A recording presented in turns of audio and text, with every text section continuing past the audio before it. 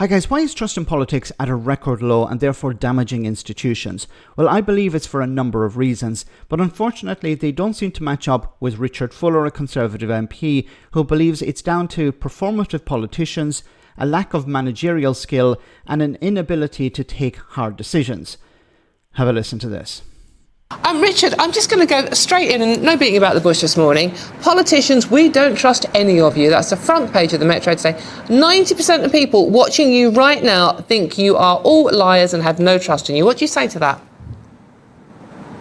Wow, would be my first reaction. And second of all, I feel it too. I represent North Bedfordshire. That's a constituency of small towns and villages, and I go and do regular town hall meetings. And I can tell you that I've noticed, certainly before the election, then very much so since the election, the level of frustration the public have that things aren't getting done is very, very high. And I think there's sort of two or three reasons for that. First of all, I think a lot of politicians, it's performative.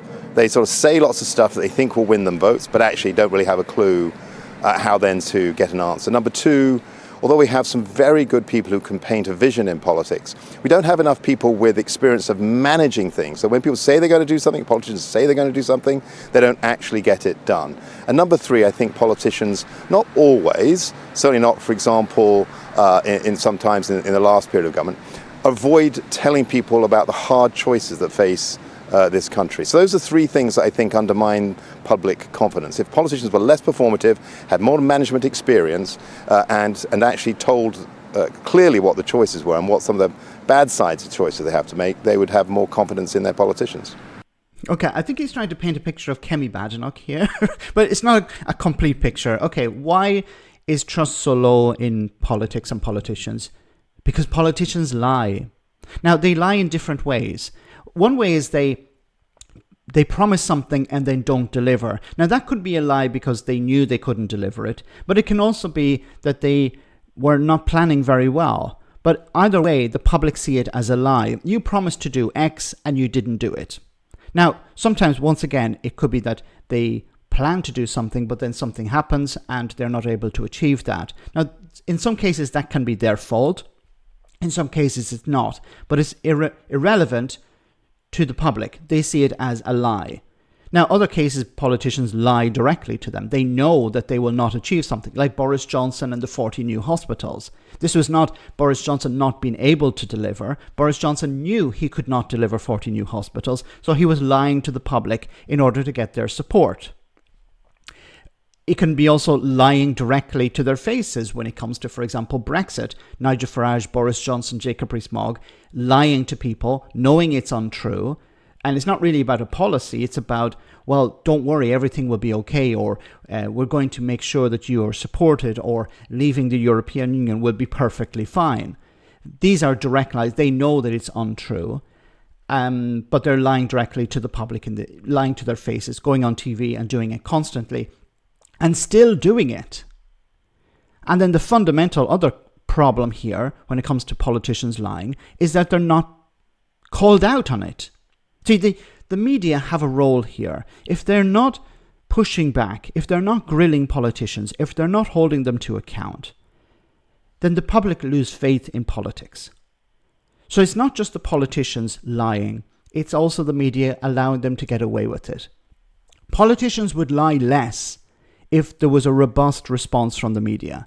But unfortunately, that doesn't exist, because in many cases, politicians know that they can use the media to push their narratives if the journalists or the media outlet agree with them on political issues. We see it all the time on Talk TV and GB News. Right-wing politicians come on. They don't have to be from Reform UK. They just have to be right-wing politicians, misleading the public, calling asylum seekers illegal migrants or people breaking into the country. And I keep complaining about there's no pushback. Why are you not calling these people out? If you don't, then this undermines trust in politics. It undermines trust also in public institutions. Because we saw with Suella Braverman and Priti Patel how, we want to send people back, but it's not our fault that they're not being sent back. It's because of left-wing lawyers or radical judges or whatever.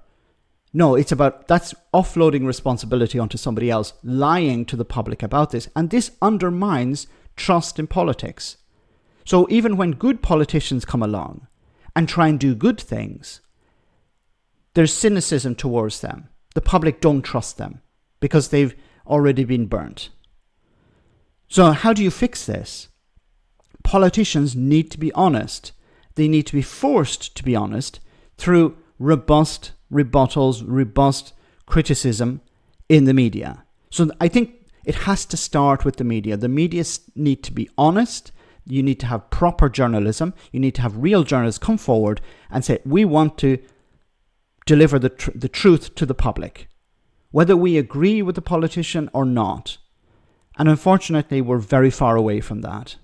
So who benefits from a lack of trust in politicians? Populists. Nigel Farage. He's going to be able to benefit from this because the less people trust in politics, the less they're likely they're going to come out and vote.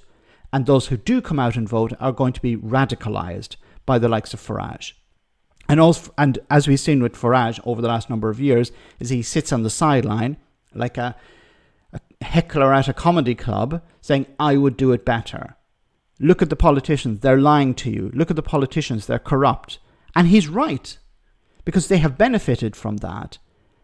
And all he has to do is say, well, I will be honest with you. If I get into power, I will truly fix things. Will he do that? Of course he won't. So as I said, it needs to start with the media. The media need to step up to the plate and they need to start grilling politicians. Otherwise, things are going to get much, much worse. Let me know in the comment section, guys, what you think, and I'll see you in the next video.